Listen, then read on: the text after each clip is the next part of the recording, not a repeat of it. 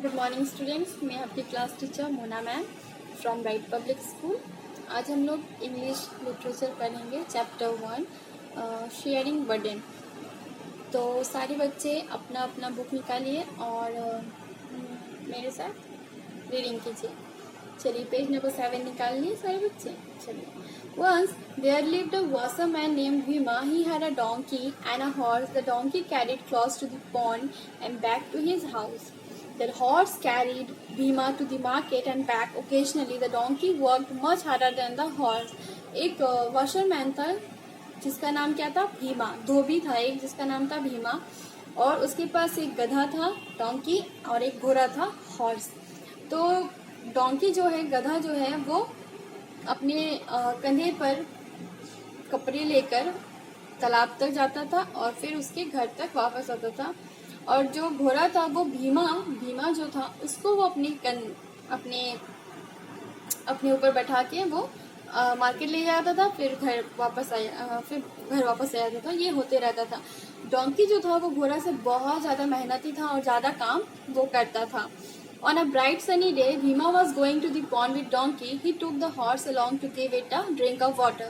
The donkey was carrying a heavy load of cloths. The horse was carrying nothing. The load was unusually heavy and the donkey's back was hurting.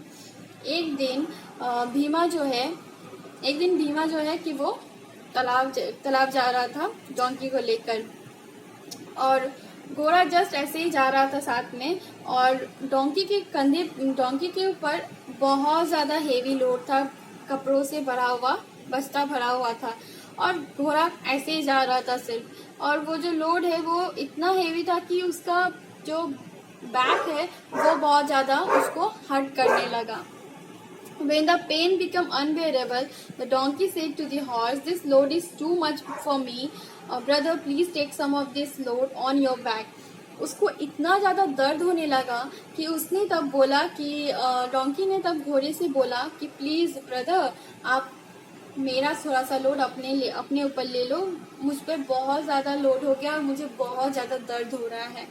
The horse replied somewhat rudely, "Why should I? I am here only to carry our master to the market." The proud horse continued on his way. घोड़ा ने बोला कि उसने बहुत ही rudely, बहुत ही बुरा बर्ताव किया उसने डोंकी के साथ। उसने इस तरह बोला कि मैं यहाँ सिर्फ अपने मास्टर को मार्केट ले जाता हूँ, मैं क्यों लेके जाऊँ, मैं क्यों तुम्हारा बोझा जो है मैं खुद ढाऊँ, वो तुम खुद लेके जाओ क्योंकि मास्टर ने तुम्हें दिया है। उसने बोला भी कि मुझे बहुत ही दर्द हो रहा है, आप इसे ले लो। The day was getting hotter as the day went on. The donkey felt totally exhausted. He was but almost dragging himself.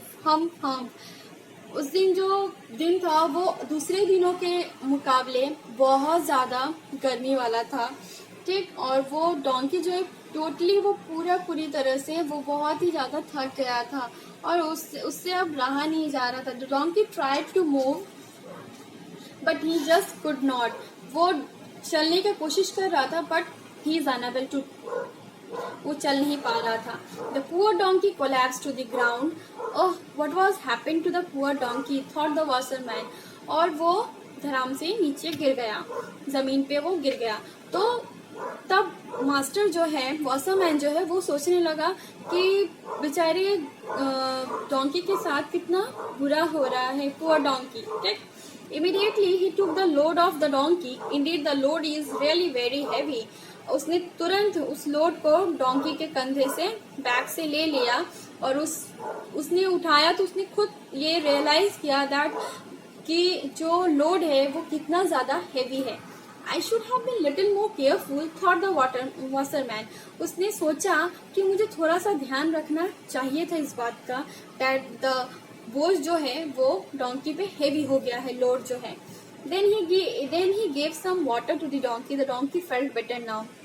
तब उसने डोंकी को थोड़ा पानी पिलाया, ठीक। फिर जो डोंकी है वो थोड़ा सा अच्छा फील करने लगा।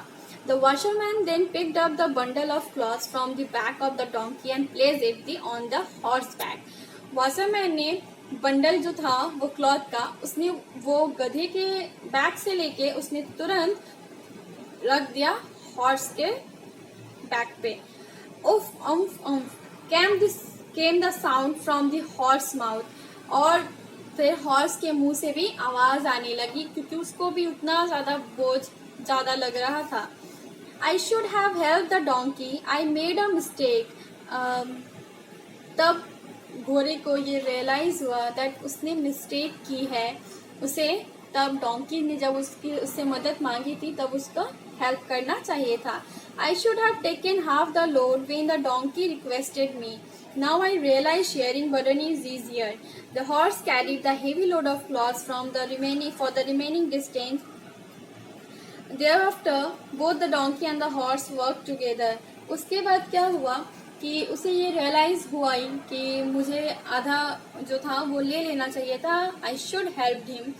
देख उसे लगा कि मुझे मदद करनी चाहिए थी, और उसको लगा कि तब कि शेयरिंग बर्डन इज ईजियर, मतलब अगर मैं उससे शेयर कर लेता उसका बर्डन भी, तो ये शायद इजी हो जाता, ना लोड उस पर ज़्यादा पड़ता ना लोड मुझ पर ज़्यादा पड़ता। इस तरह से वो जो हेवी लोड था आधे दूर तक उन्होंने तय किया कि दोनों ने बर्डन शेयर कर लिया, दोनों ने आधे आधे लेके उन्होंने वर्क एक साथ कंप्लीट किया।